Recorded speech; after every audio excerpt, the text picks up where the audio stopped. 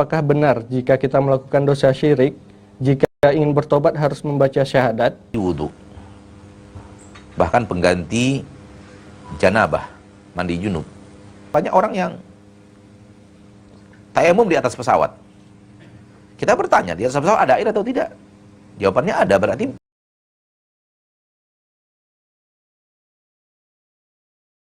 Assalamualaikum Ustadz. Waalaikumsalam warahmatullahi wabarakatuh. Mau nanya Ustadz, apakah benar jika kita melakukan dosa syirik, jika ingin bertobat harus membaca syahadat? Jazakallah khairan. Dosa syirik bagian daripada dosa besar, bahkan dia adalah dosa yang paling besar.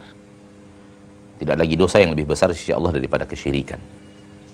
Namun apabila seorang terjerumus ke dalam kesyirikan dan dia bertaubat sebelum wafat, niscaya dosa syiriknya dihapus oleh Allah. Adapun ayat yang berhubungan dengan keterangan bahwa Allah tidak akan mengampunkan dosa syirik, seperti yang ada dalam surah An-Nisa, di dalam dua ayat daripada surah An-Nisa, innallaha la yaghfiru an yushraka bih wa yaghfiru ma duna dzalika liman yasha. Sesungguhnya Allah tidak akan mengampunkan dosa apabila dia disekutukan. Maka ini berlaku untuk orang yang membawa dosa syirik dalam membawa dosa syirik ke dalam kematiannya. Tidak bertaubat dari dosa syirik sampai meninggal dunia, menghadap Allah dengan membawa dosa syirik. Namun selagi dia bertaubatnya di dunia, maka diterima oleh Allah. Dengan bukti bahwa mayoritas para sahabat kibar itu pernah terjerumus dalam kesyirikan. Namun ketika mereka bertaubat, taubat mereka diterima oleh Allah dan dosa syiriknya mereka diampuni oleh Allah, bahkan turun jaminan surga sementara mereka masih hidup di permukaan bumi. Menunjukkan bahwa pengampunan terhadap dosa syirik mungkin sebelum meninggal dunia taubatnya. Namun apakah setelah taubat dari dosa syirik itu perlu untuk bersyahadat lagi? Sejauh yang Anda tahu tidak. Sejauh Anda tahu tidak, kecuali syiriknya maksudnya kekufuran. Ya, tidak di atas agama Islam, menyembah Allah tidak di atas agama Islam, maka itu butuh syahadat. Adapun sudah Islam berbuat syirik kemudian taubat, sejauh yang Anda tahu tidak. Wallahu taala alam bisawab. Nah.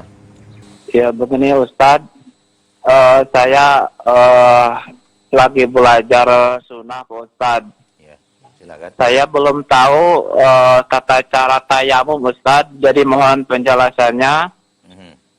Yang pertanyaannya mungkin dari awal ya, saya baru boleh belajar sekarang tentang tayamum.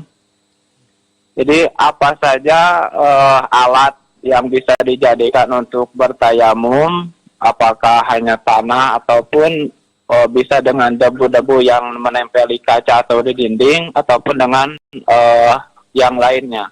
Ya. Jadi apakah ada perbedaan pendapat di kalangan para ulama ataupun tidak, Pak Ustadz? Ya. Itu. Yang kedua, apa saja anggota tubuh yang disyariatkan diusap dalam bertayamum? Ya. Mohon penjelasannya. Mungkin sejelasnya Pak Ustadz, saya karena saya kan tidak bisa melihat, jadi tidak bisa mencari ilmu dengan cara membaca, hanya bisa mendengar dari penjelasan para ustadz. Mohon penjelasannya. Baik.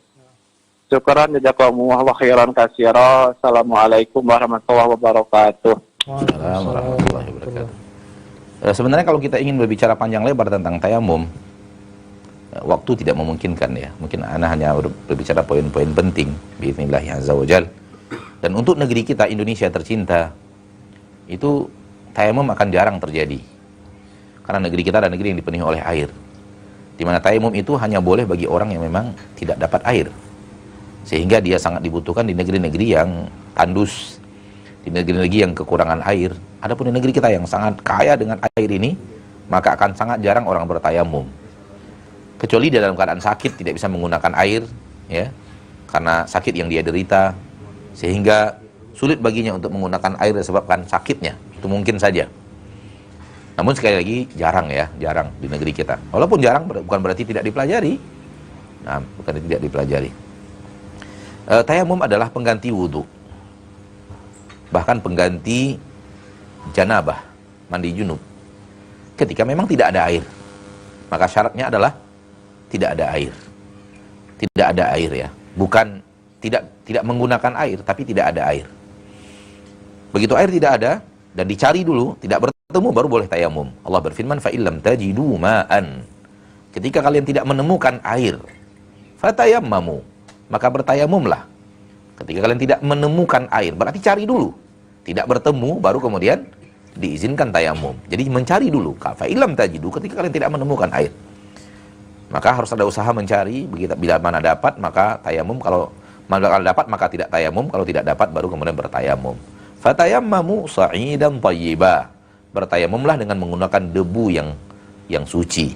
Berarti memang debu. Pasir-pasir yang ada di depan rumah kita, pasir-pasir yang ada di belakang rumah kita, pasir yang ada di padang pasir, itulah dia debu.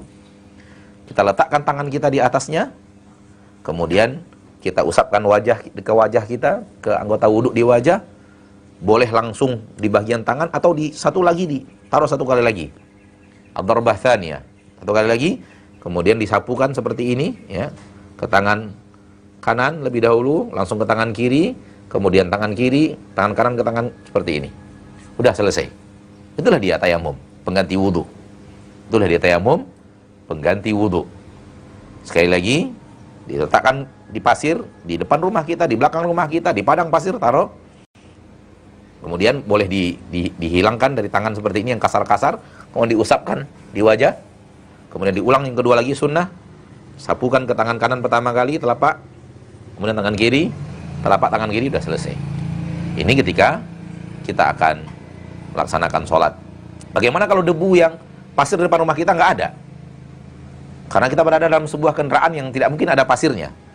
Ya apa yang ada? Di dinding seperti yang tadi ditanyakan. Kemungkinan ada debunya di sana.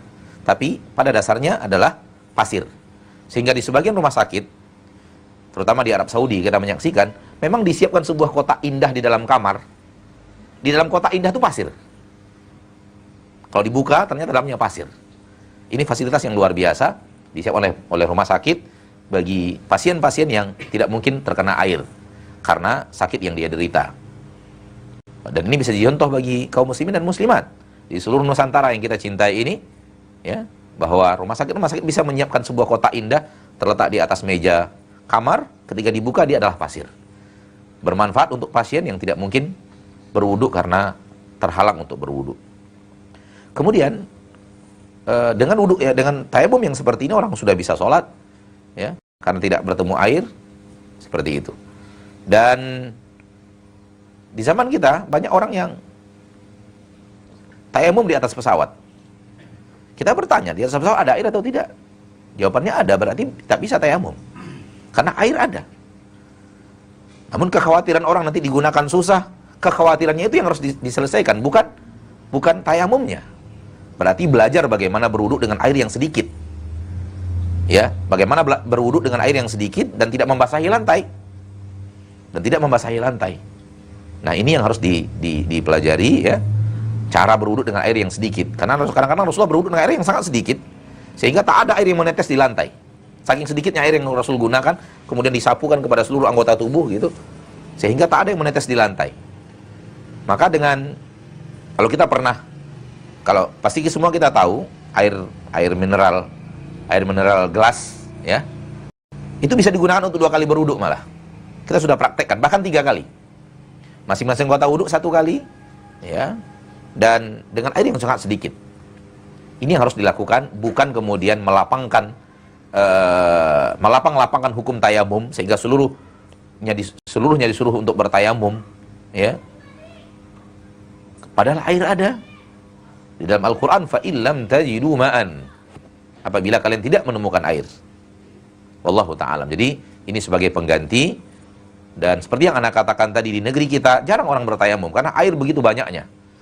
Dan sesuatu yang sangat diirikan orang luar kota, luar negeri terhadap Indonesia adalah air yang sangat kaya. Kita sangat kaya dengan air kita, ya. Maka kemungkinannya hanyalah sakit sehingga dilarang oleh dokter anggota tubuhnya itu, yang anggota wudunya itu terkena air. Maka ada kemungkinan bertayamum. Wallahu ta'ala alam. Nah,